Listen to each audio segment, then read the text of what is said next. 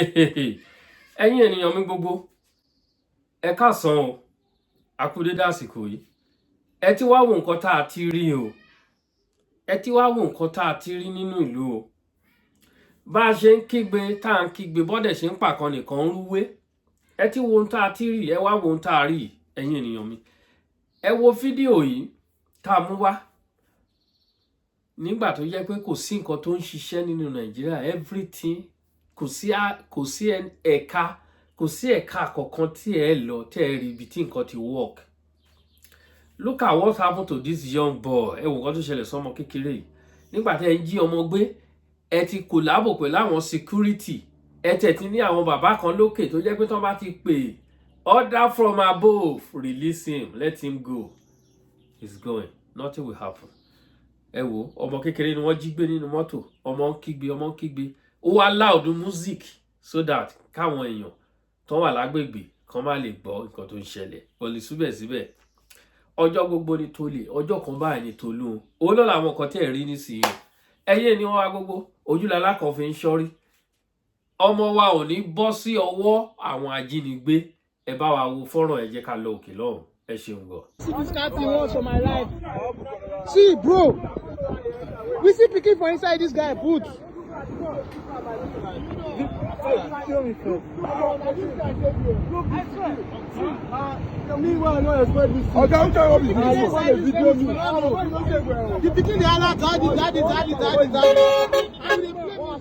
Okay, if you say police stop it now, what? I know what you explain.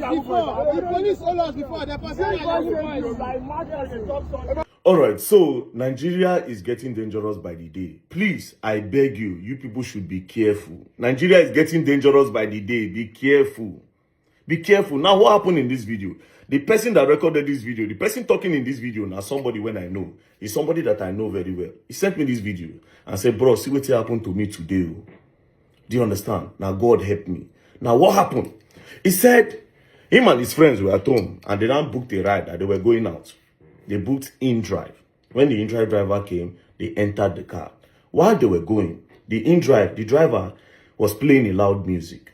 Then at some point, after like 1 hour, because there was traffic, after like 1 hour on the road, he said he started hearing the cry of a baby, of a child.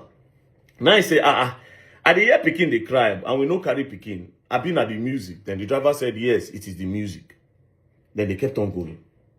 They were still going again, oh. About 20 minutes later, I said, come, this thing no be music. Pikin dey cry for this car. Pikin dey cry, park this car. The driver refused. They mandated him, they say, park. The driver eventually parked. Tell the driver, say, open your boot. When they opened the boot, lo and behold, pikin dey there. Lo and behold, pikin dey there. Now they say, driver, who get this pikin?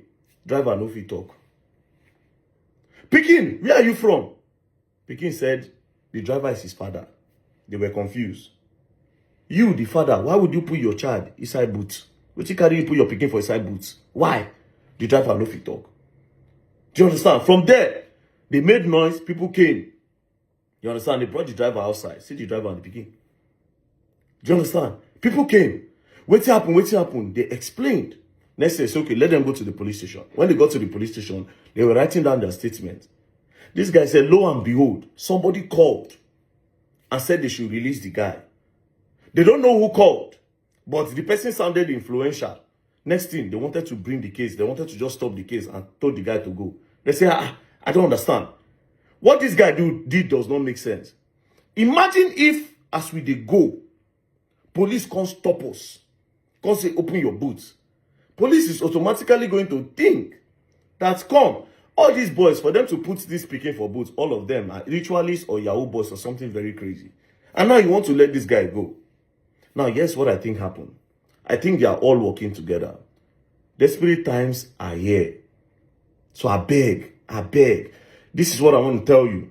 If you want to enter boats, Uber, in-drive, whatever it is, any means of transportation where they use, first things first, tell them to open their boots. Tell them to open their boots. Check the pocket of the chairs. Do you understand? So what I think happened is this. That guy and some officials, maybe police or security operative, they partner together. Because for somebody to call and tell the police to release him, and the police won't release them. May you know say they did together for the business. It looked like a thing where if they reach checkpoints, they'll say open boots. When they open the boots, next thing they see Pikin. But they are all part of this. They will now arrest everybody. Then maybe they will now end up saying, as nobody buy now, if people want to die this matter, if not, you go to prison. Because this is kidnapping, or wanna be Yahoo boys, or wanna be ritualists. They go say, if you don't want to go prison, let's settle this matter. Next thing, because a crime like that, they go charge you for big money. Next thing, they'll say, bring 5 million, 10 million naira. Did you see the formats now? Desperate times are here. So if you just did this Nigeria like this, I beg, just be careful. This one now don't turn new pattern. And again, in drive. This is not the first time. This is not the second time why the year on a matter. Please, these drivers you people are bringing to your platform, I beg, try to do your due diligence to know who they really are. Try. Because just imagine now, say they actually catch them. Or maybe no be the police where maybe they set up, or the security operative where they set up, say, okay, these are the people that will stop you. Maybe that soldier can't stop them. And boom, next thing, those people don't go for nothing. Something they don't know anything about. So please, I'm pleading with you all now. Especially Gen Zs. Don't say lot of now on our face, they do on our phone. When I go to look on our phone too far. When I know they're conscious, when I know they're aware of anything. So please, I'm begging you, if you want to enter a boat, Uber, anything, tell them to open their boots. Check the pockets. As they don't start out with human being now, next thing now, they'll start to put drugs for a side car. You don't go, no. Innocent you. You don't know they are working with the driver. Innocent you. When I go drive, maybe NDLA now go park on now. Next thing, open boot, they'll go see cocaine, or they'll see one kind of big drugs where you don't know anything about. Before you explain, they don't carry you go. Next thing now, they'll tell you, say, me, if I money come. Or if they want to punish you, they'll go throw you for jail. Post you online. Don't say, they don't catch drug dealer. Desperate times are here. I beg. I am begging you. If you want to use all these means of transportation in that country, I beg. Check the boots. Me, I tell that guy, I say, God help you. Now God save your life. God, now he save your life. You are very, very lucky. Some other people might not be lucky. Some other people might not be lucky. So please, I beg you, if you want to enter all those things, check the boots. Else you go and learn. And you will learn the hard way when they hold you. Don't play. Olólùfẹ́ mi, ẹ ṣeun. Ẹ ti wò. Ẹ jẹ́ ká ṣọ́ra o. Ṣé rí nǹkan tó wà lẹ̀ sí nínú Nàìjíríà, to be honest with you. Nǹkan tó wà lẹ̀ nínú Nàìjíríà ń sìn. Everybody is a suspect. That is number one. Number two. Ojúlàlá kan fi ń ṣọ́rí. Ẹ máa rìn tìfura. Àwọn bàbá wa ní ìfura lóògùn àgbà. Ìfura ó ní òògùn àgbà. Ẹ máa rìn tìfura. Ẹ jẹ́ kí ọkàn yín, ẹ jẹ́ kó wà ní ibikíbi tí ẹ bá ń lọ. Ẹ jẹ́ kí ọkàn yín kó wà alert. Honestly, I'm telling you the reality. Ẹ jẹ́ kí ọkàn wa kó wà prepared. Ẹ prepare ọkàn yín sí unseen event. Nǹkan tí ẹ tí rí tó fẹ́ ṣẹlẹ̀. Ẹ jẹ́ kí ọkàn yín wà ńbẹ̀ pé anything can happen. Yes, as I'm walking on this road, probably anything lè ṣẹlẹ̀. Ẹ jẹ́ kí ọkàn yín prepare. Ẹ má wà carried away. Ká máa tẹ fóònù láàrin ọ̀nà. Ẹ ti ọkàn yóò tiẹ̀ sí níbi tí nǹkan ti ń ṣẹlẹ̀. Wọ́n jíyàn gbé, wọ́n ṣáyọ̀ lẹ́gbẹ̀ẹ́, ó tiẹ̀ òun wò bélé. Ṣùgbọ́n ọkàn ẹ ò sí ńbẹ̀. We need to do away with some things now nínú Nàìjíríà. Ẹ̀yin ọ̀dọ́, ẹ̀yin obìnrin, ẹ̀yin ọkùnrin, ọmọ kéékèèké tó yẹ pé ti wà addicted to phone. Ẹ jẹ́ kọ́kàn yín wà prepare. Ẹ má yẹ kán jí yín gbé. Ọlọ́run lè lò yín fún ẹni tó fẹ́ jí gbé. Irú ọmọ kékeré tó ń jí gbé lọ ẹ̀ ń sìn. Àwọn tó jẹ́ pé ọkọ̀ wọn ṣí, àwọn ló dóòlà ọmọkùnrin yìí. Àbẹ́ ẹ náà ẹ rí bó ṣe ṣẹlẹ̀ ni. Ẹ rí bó ṣe ṣẹlẹ̀. Kí ló dé? Àwọn olórí wa, àwọn ló rán Boko Haram kó máa pa wá. Àwọn olórí Nàìjíríà. Àwọn olórí Nàìjíríà ló ti rán àwọn kidnapper kan máa jíyàn gbé. Ẹ wo arákùnrin tó mú láìpẹ́ yìí ní South East. Olówó.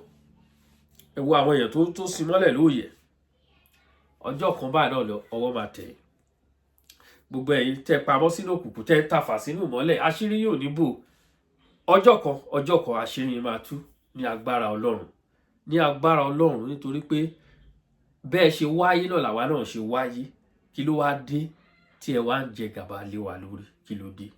Ẹ wo gbogbo tó ṣẹlẹ̀ lọ́tùn lósì ẹ̀yin olólùfẹ́ wa mo kí wa ẹ bá wa share fọ́nrán ẹ share lógúnlógún ẹ share lọ́gbọ̀lọ́gbọ̀ ẹ fi ránṣẹ́ sí àwọn èèyàn ẹ má fi létí ti tèmi ẹ fi ránṣẹ́ sí àwọn èèyàn tó máa jèrè nípa àwọn ọ̀rọ̀ tá a sọ yìí tí ó bá jẹ́ pé ọ̀rọ̀ tá a sọ yìí ó kó pa kan nínú àwọn kan tó ń lọ àbí náà nínú ìgbésí ayé wa ẹ jẹ́ ká jọ share ètò yìí kẹ́ jẹ́ káwọn èèyàn kan gbọ́ ẹ bá rìn ti fúnra o ẹ ràn ọmọ níṣẹ́ ọmọ á lọ ẹ wá ọmọ ẹ̀ nírọ̀ ọmọ àwọn ìṣẹ̀lẹ̀ tó ń ṣẹlẹ̀ ní Nàìjíríà abẹ́gbọ́n kan tó ń sọ nínú fọ́rọ̀ ẹni wọ́n láwọn kan pè wọ́n dẹ̀ ní kan fi wọ́n sílẹ̀ lẹ́ni tó jí ọmọ gbé ó gbé sí ní búùtù inú búùtù mọ́tò ọmọ dẹ̀ ń pariwo kíkan despite pé ó láàlú music nínú hold up wọ́n sì mọ̀ pé ọmọ ń kígbe nínú mọ́tò iṣẹ́ kí ló pariwo nínú mọ́tò yìí kí ló pariwo nínú mọ́tò yìí gbogbo àwọn nǹkan tá a rí nìyẹn o nǹkan tó ń fojú wa rí nínú Nàìjíríà nìyẹn o kò sí ọjọ́ kan tí ojúmọ́ kan pẹ̀lú ìròyìn àbáàdì kan ni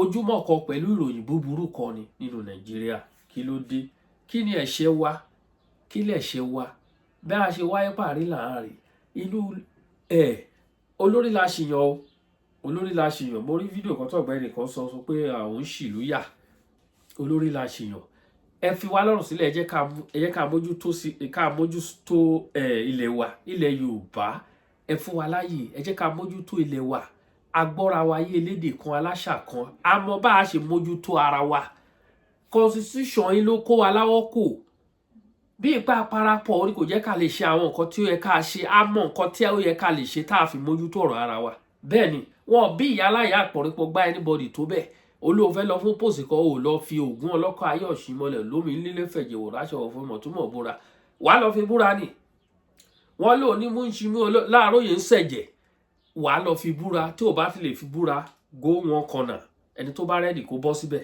bá a ṣe ṣe nìyẹn ṣùgbọ́n pẹ̀lú àwọn òfin tó wà nílẹ̀ nínú Nàìjíríà ó ká àwọn èèyàn ó kọ́ wa lọ́wọ́ kò jẹ́ ká mọ nǹkan tó yẹ ká lè ṣe òun nìkan tó ń ṣẹlẹ̀ fún ìdí èyí ẹ jẹ́ ká keep on praying ilẹ̀ Yorùbá Ọlọ́run á gbà fún wa Ọlọ́run á gbalẹ̀ ẹ máa kọjú àdúrà yín sí orí ilẹ̀ Yorùbá kì í ṣe fún Nàìjíríà àdúrà ilẹ̀ Nàìjíríà ò lè gbà yẹn ti ṣúọ̀ ẹ kọjú àdúrà yín sí ilẹ̀ Yorùbá kí Ọlọ́run kó gba ilẹ̀ wa fún wa ilẹ̀ olómìnira ilẹ̀ Yorùbá ilẹ̀ tó ní àlàáfíà tó kún fún ọrọ̀ àwọn àlùmọ́ọ́nì pẹ̀lú nǹkan mèremère ilẹ̀ tó kún fún àwọn ọlọ́pọlọ pípé kí Ọlọ́run Elédùmarè kó gba ilẹ̀ wa fún wa àdúrà wa nìyẹn tí mo dẹ̀ nígbàgbọ́ wípé àdúrà wa ti gbà ní agbára Ọlọ́run a ti fẹ́ débẹ̀ tán ẹ ní kú sọ́nà bí èéfín gbogbo etí tó ń gbọ́ mi gbogbo ojú tó wò mí ẹ ní kú èmi náà ò ní kú èmi ọmọ ọ̀rẹ́ yín olólùfẹ́ yín náà ni Àkàlàmàgbò TV show ẹ bá wa subscribe sórí ìkànnì ẹ jọ̀ọ́ please